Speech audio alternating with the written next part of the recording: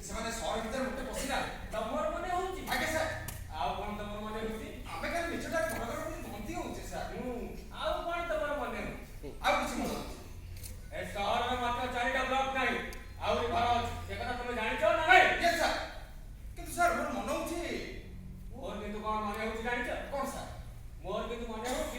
ତମେ ଗୋଟେ idiot. Yes, sir.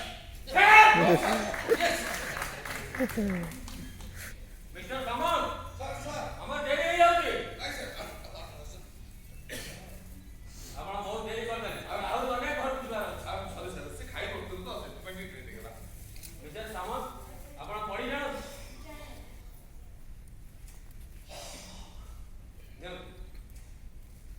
ଏଥିରେ ଯାହା ଲେଖା ଅଛି ତାକୁ ମନେ ମନେ ପଢନ୍ତୁ।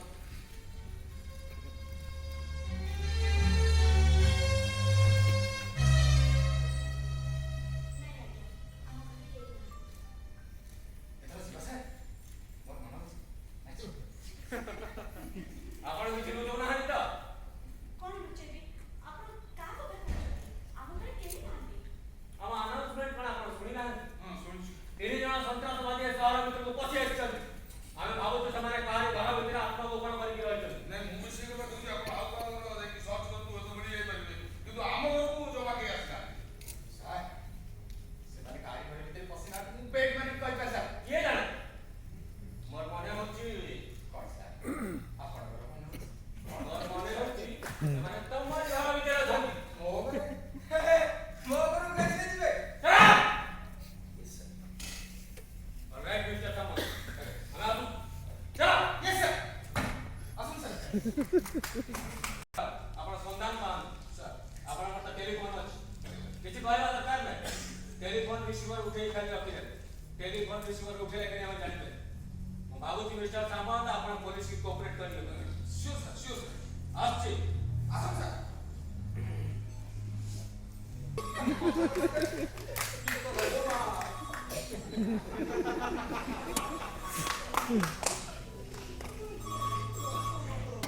Hello.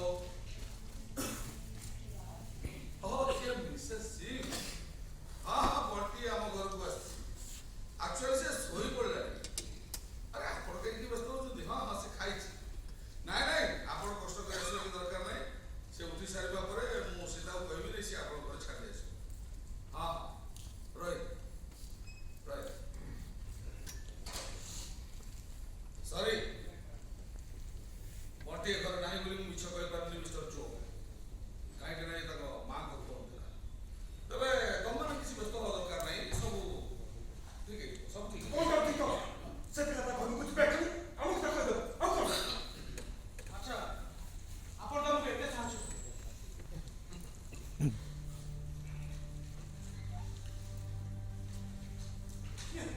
ଏଇ ନ ଆରେ ସେ କଣ କହିଲୁ କଣ? ସମ୍ପର୍କରେ ଯାହା ଲେଖା ଅଛି ସେଟା ଖାଲି ପଢ଼ିବେ।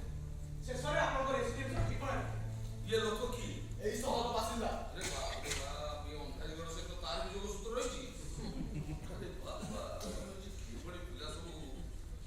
ହଁ, ହଁ, ଶୁଣ, ମୁଁ ଫୋନରେ ତାକୁ କହିବି, କିନ୍ତୁ ଗୋଟେ ସର୍ତ୍ତରେ। ସତଟା ତମେ ତମେ ସବୁ ତମ ଆନ୍ଦୋଳନ ବିଷୟରେ ମୋତେ କିଛି କହିବ। ନା, ସେଥିରେ ଆମର ନିରାପତ୍ତା ବିପନ୍ନ। କେମିତି ବିପନ୍ନ ହେଇଯିବ? କେମିତି? ଆରେ ବାବା, ତମେ ଏ ଘରକୁ ପଶିବା ପରଠାରୁ ତମକୁ ବିପଦରେ ପକେଇଲା ଭଳିଆ କିଛି କାର୍ଯ୍ୟ ମୁଁ କରିଛି କି? କିଛି ତ କରିନି। ଏତେ ବ୍ୟସ୍ତ କଣ ହଉଛ? ଶୁଣ, ମୁଁ ତମ ଅର୍ଗାନାଇଜେସନର ଗୁପ୍ତ ତଥ୍ୟ ବିଷୟରେ କିଛି ଜାଣିବାକୁ ଚାହିଁବି। ଠିକ ଅଛି, ଆମେ ରାଜି। ଆପଣ ଆଗ ଟେଲିଫୋନ କରନ୍ତୁ। That's like a good boy.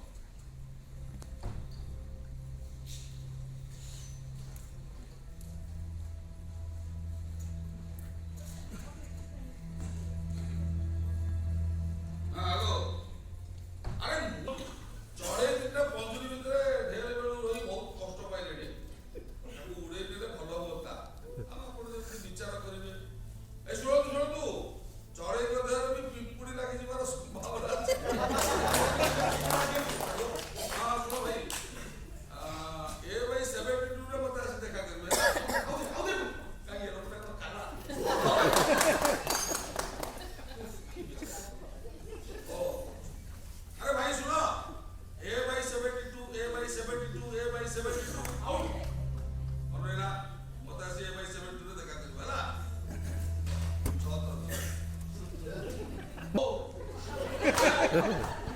Commitment ହେଇଛି।